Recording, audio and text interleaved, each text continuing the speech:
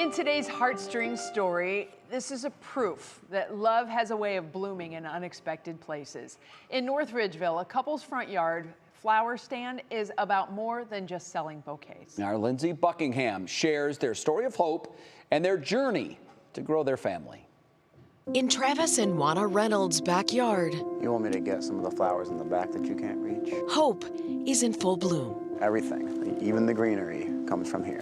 They met 13 years ago. Travis was a student in Toledo, determined to win over a young woman in Ashtabula.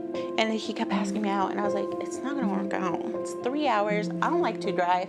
I was like, I'm gonna be honest. I'm not gonna drive out here. Travis had other plans. I wanted her. I wanted her to be my girlfriend, and so it started off as just a simple romance, and it grew into something more and more.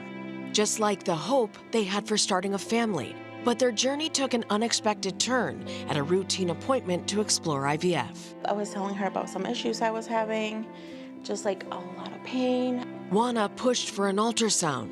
She was like, you are growing something, but it's not a baby, it's cancer. Treatment would save Juana's life, but it would also end her dreams of carrying a baby. Honestly, I would say, and sounds like so silly, like the cancers didn't affect me. You know, it's devastating news, but I think what really affected me the most was infertility. She's obviously affected by how she can't be a mother, but I think she's more hurt that I can't be a father, and me the same. During Juana's cancer recovery, Travis wanted to bring light back into her world. We actually planted seeds before the news had struck. Juana would have no energy. She's tired all the time, but she was just over there in the other room, and she could peer through the window and see the flowers. It was kind of like a testament of his love. The flowers sparked something bigger. I had the idea, I was like, why don't we grow the flowers to grow our family? Because we looked into adoption, and I was like, oh my God, we were not prepared for how expensive it was. That's when Greenview Petals was born. It's commonly stocked with fresh cut flowers.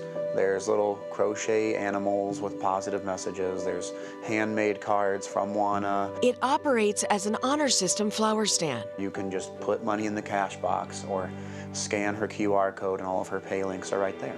Every single penny from flower sales goes directly to their mission of becoming parents. And we have been approved to be adopted parents. So now it is a waiting game to see if a couple out there sees us and is making a really hard decision to be like, I want you to be the parents of this child. Juana says sharing their story has become more than just their own journey. I wanted to make sure people knew that you're not by yourself, you're not alone. While they wait for that life-changing call, Juana and Travis Growing a lot of things.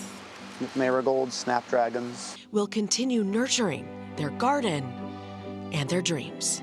Even if our story isn't successful, I want to help somebody else's story be successful.